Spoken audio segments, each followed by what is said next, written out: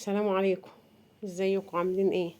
اهلا بيكم في قناة صباح فوت. هنعمل مع بعض وصفة حلوة، فطيرة سهلة وبسيطة ومتختمل في ربع ساعة. كوباية لبن دافية، معلقة خميرة، ومعلقتين سكر، وبنقلبهم مع بعض. نسيبهم حوالي 5 دقايق، وبنحط عليهم بيضة، وبنحط عليهم كاملة، بيضة كاملة بنقلبهم مع بعض. ودي نص كوباية زيت بحط ربعها، يعني النص بحط نص يبقى ربع كوباية. وهنحط 3 كوبايات دقيق. هنحط 2 أول مرة مع بعض كده ونقلبهم. وأنا عيرت الدقيق بالكوباية المعيارية دي قبل ما نخله، قبل النخل. والكوباية التالتة هحطها تدريجيا. دي نص معلقة ملح حطيتها مع الدقيق عشان الملح بيبطئ الخميرة شوية، فما تحطش مع الخميرة. ونقلب كده بالبتاع بالمضرب السلك. وانا ضفت نص كوبايه دقيق تاني، وهقلبه بالمعلقه الخشب عشان جامده شويه.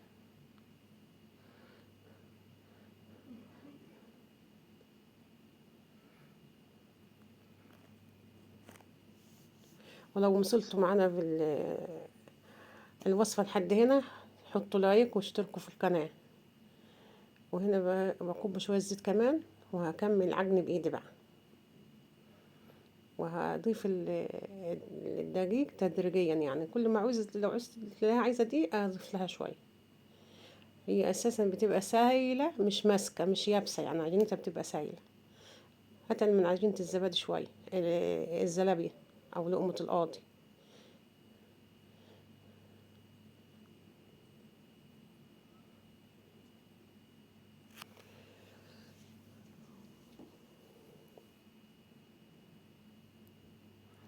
بتاخد عجنة حوالي 7 دقايق. هي خدت 7 دقايق عجن متواصل.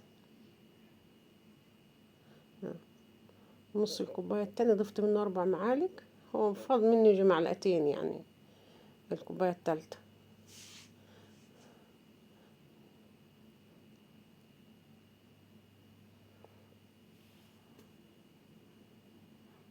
يعني بترب فيها رب كده، مش بتعجني كده عجن، بس تاخدي كده وتدي بيه فيها بإيدك.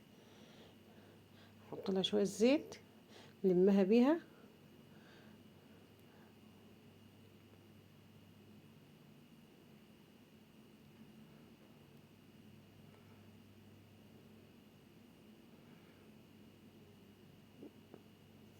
هي طرية، بس لما تختمر مش هتبقى تلزق في الإيد.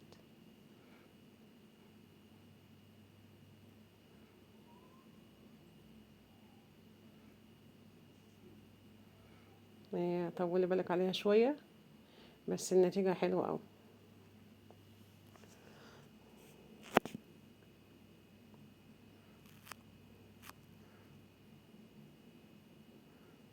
كده خلاص، هي كده بس خلصت خلاص.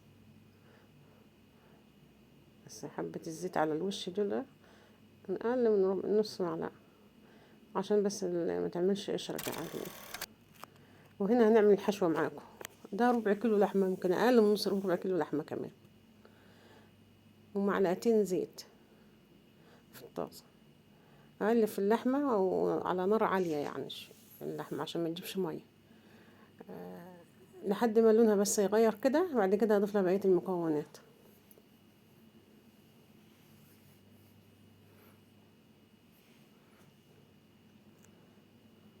نقلب فيها اهو، لونها غير. حطيت عليها بصل. البصلة دي ممكن تكون بصلة حلوة كبيرة كده، أو بصلتين وسط.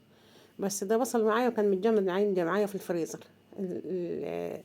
الواد بصل زي اللي عملته معاكم في رمضان، بس طبعا بتاع رمضان خلص، فده عملته بعد العيد في الفريزر، وباخد منه زي ما يكون لسه طازة. على النار شوية كده، بس تلاقيه فك على طول، ما بياخدش وقت مع اللحم.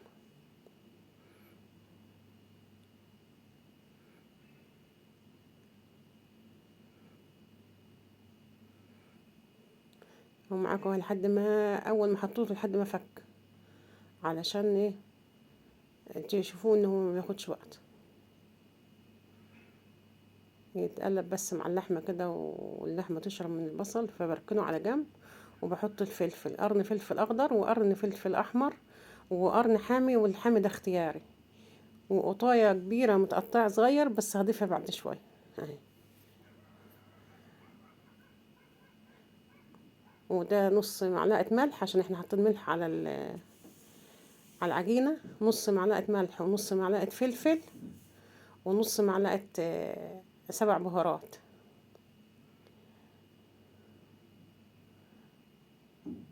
ودي العجينه اختمرت معاكم اهي، كنت مغطيها ببلاستيك راب، ما كملش تلت ساعه واختمرت.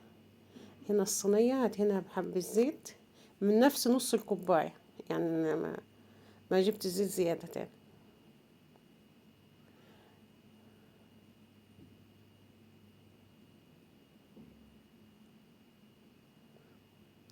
وهي العجينه اهي،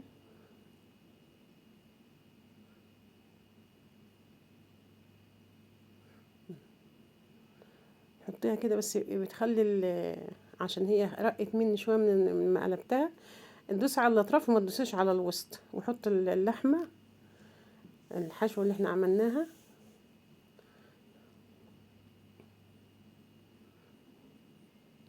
الكميه اللي انت عايزاها، هو كمان هي ما خدتش ربع الكيلو اللحمه كله، فاض منها كان ممكن يعمل واحده كمان تاني.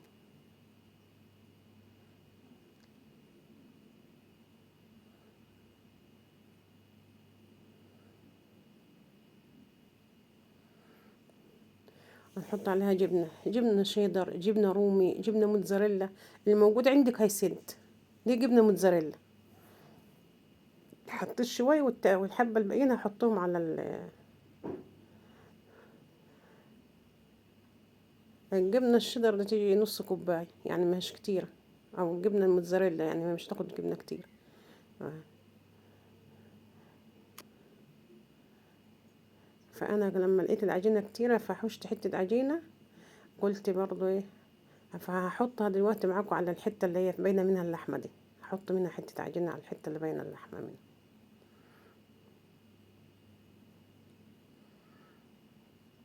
بنحطها على لو فرن كهربا 200، لو فرن غاز بتاع البوتاجاز عادي 180، وتكوني مسخناها من قبلها بشويه. يعني اول ما تبتدي تحضريها كده في الصينيه تولعي الفرن، بتاخد التلت ساعه بالظبط في السوا.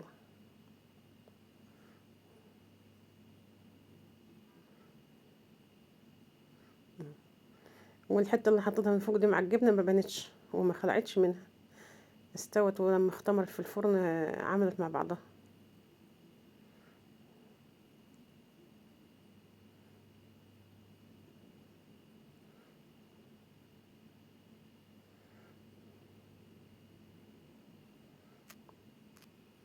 بقيت الجبنه هحطها على وش الفطير، بس هنا بمعلقه لبن الاول، وشها كده بلبن علشان في النار ما تشققش كده، تبقى بتلمع تستوي. اللبن هيدي وش تراول وشها. لو مفيش جبنه ممكن تحط له عليها سمسم، تحط عليها حبه البركه، لو مش عايزه تحط جبنه من فوق. الجبنه اللي من على الوش دي اختياري.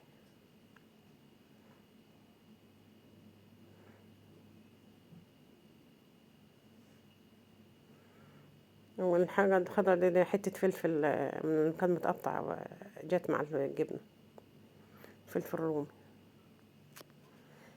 حتى لو تلاحظ ان الجبنه كمان مش كتيره، يعني اللي فضل اللي على الوش حبه صغيرين. فانا حطيت شويه سمسم على طرف العجينه، لو مش عايزه تحطيها ما تحطهاش، دي حاجه كده مش اجباريه، يعني حاجه اختياريه يعني.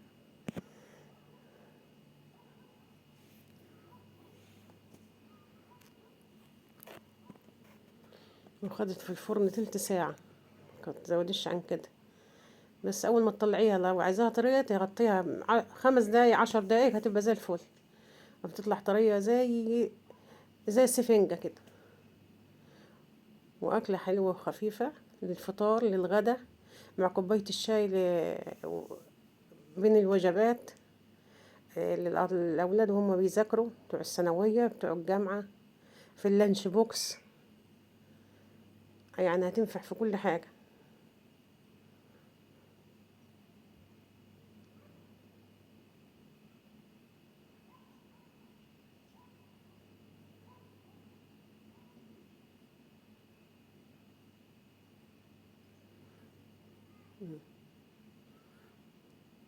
شايفة عاملة ازاي؟ العجينة اللي ما فيهاش لحمة عاملة زي السفنجة، عجينة قطن.